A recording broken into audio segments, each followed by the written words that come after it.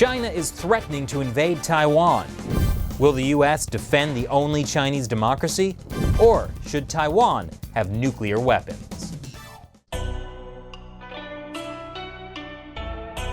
This is China Uncensored. I'm Chris Chappell. The United States has promised to come to Taiwan's aid if China ever invaded. In the 1950s, the Chinese Communist Party put that to the test in the first and second Taiwan Strait crises. But the United States does not have a formal mutual defense treaty with Taiwan, unlike with Japan, South Korea, and the Philippines. Some people are worried that Taiwan needs either greater U.S. support or a little something more in their corner: nuclear weapons.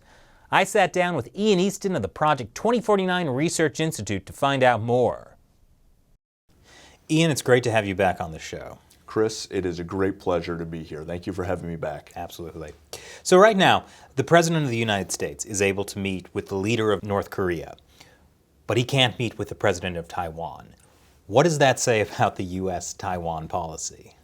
I think it says that this policy is deeply troubled, that in many ways it's hypocritical, that we treat a vibrant, thriving democracy like a pariah state, that our diplomats are not allowed to recognize the Taiwanese flag or call the Taiwanese government or people by their proper names, but we can recognize the flag of an enemy, like North Korea, or a strategic competitor like the People's Republic of China.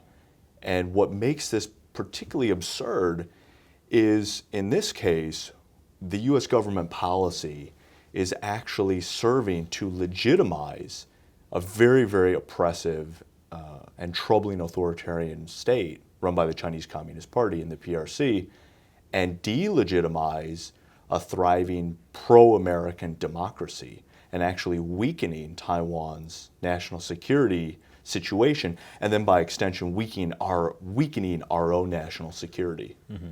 Well, so I know the United States has mutual defense treaties with a couple of countries in Asia, like the Philippines and Japan. I know the U.S. has certain military obligations to Taiwan, but how close is that to the mutual defense treaties of these other countries? Well, there's a huge gap that's there. Uh-huh.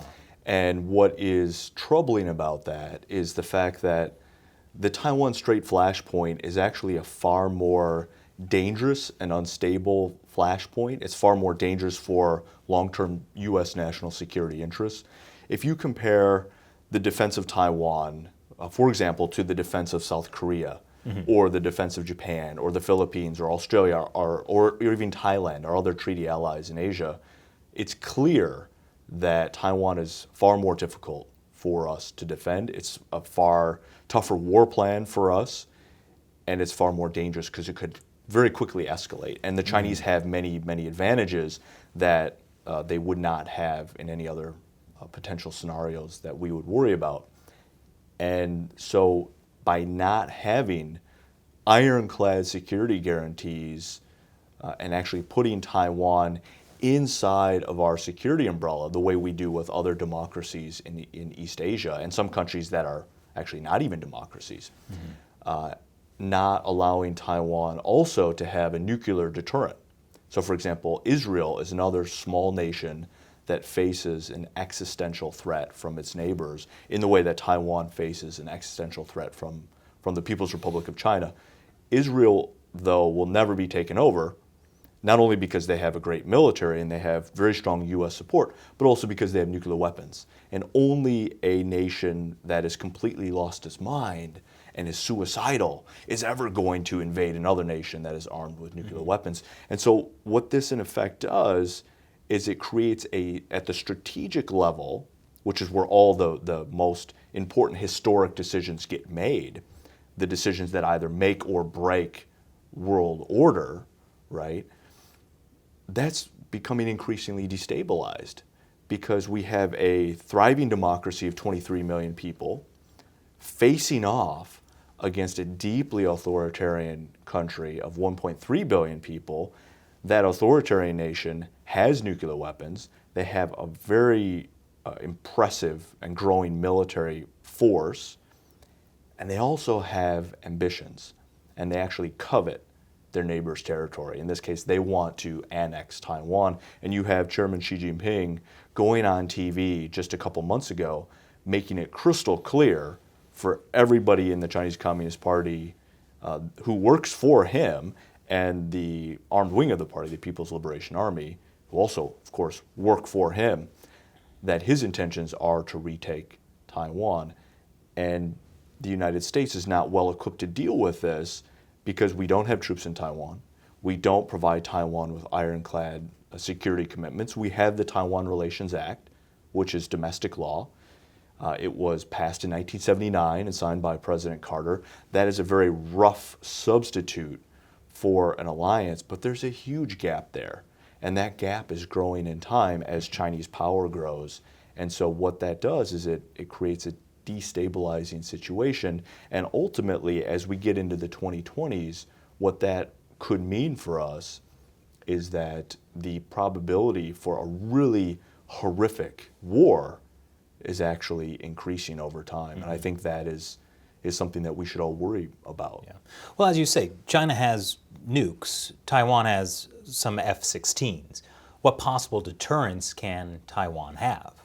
Exactly. And so right now, their deterrence is based on a loose idea that the United States is going to come to the rescue. And of course, the U.S. military, the Taiwan Relations Act says that the U.S. military has to prepare for this contingency, for defending Taiwan. And that by law, the U.S. military, and specifically the Indo-Pacific Command in Hawaii, which controls all of our forces in the Pacific, that they have to maintain the capacity to respond not only to a Chinese invasion of Taiwan, but also to Chinese intimidation or coercion of Taiwan. So these would be less stressful scenarios like blockades or air and missile operations, things of that nature, that we have to maintain the capacity to respond, but it doesn't guarantee that we will respond. So that's the difference between these other mutual defense treaties we have. Exactly. And the other big difference is the other defense treaties are linked to our strategic nuclear forces, where this is not. And for our other allies, we actually have U.S. troops stationed there as a trip line. So for example, right now, if you look at NATO and you look at the Baltic states, Lithuania, Latvia, and Estonia, they're very vulnerable to a potential Russian invasion. And Putin has made clear that this is something that might happen to them if they're not careful. But of course, it's not going to happen because we have 1,000 NATO troops deployed to each of those three countries as a trip line. Now, could those troops actually defeat an invading army? The answer, of course, is no. Could the Berlin Brigade during the Cold War have actually defended Berlin from a Soviet invasion? Of course, the answer is no. But they serve as a deterrent because a potential enemy has to know that if they do invade, they're going to end up killing American troops, that we have skin in the game. And that means that we then become willing to escalate horizontally and potentially vertically to a very dangerous level if the enemy attacks. And because of that, they don't. And so we know from history of great power competition that this is a very healthy thing to do, but we're not doing that with Taiwan. And Taiwan, because of its size, no matter how hard they train, no matter how much military equipment and training they can get from the United States, in my view, it's not going to be sufficient for them to maintain a credible self-defense force, that there has to be something more. I'm not advocating for Taiwan to get nuclear weapons. I'm not necessarily advocating for the United States to rush to provide nuclear guarantees to Taiwan, but I do think we need to think much more carefully about deterrence. And there may be conventional means of deterrence. There may be economic or political or trade or other measures that we could use. But at the end of the day, we have to come up with some substitute for nuclear weapons. Otherwise, the Chinese can just escalate their way out of this problem and end up taking over Taiwan, which would really undermine our national security interests. So China says it wants a peaceful resolution to the one China policy. Is that the same as peace? Well, they absolutely do want a peaceful resolution. The problem is they have a different definition for peace. Their definition for peace is they subvert the enemy. They undermine the enemy. They intimidate the enemy. They use psychological warfare and political warfare, legal warfare. They get in the hearts and minds of the enemy, and they get the enemy to surrender without actually putting up a physical fight. So they use a form of violence. Now, is it really peaceful? No, because intimidation and coercion is still a type of violence.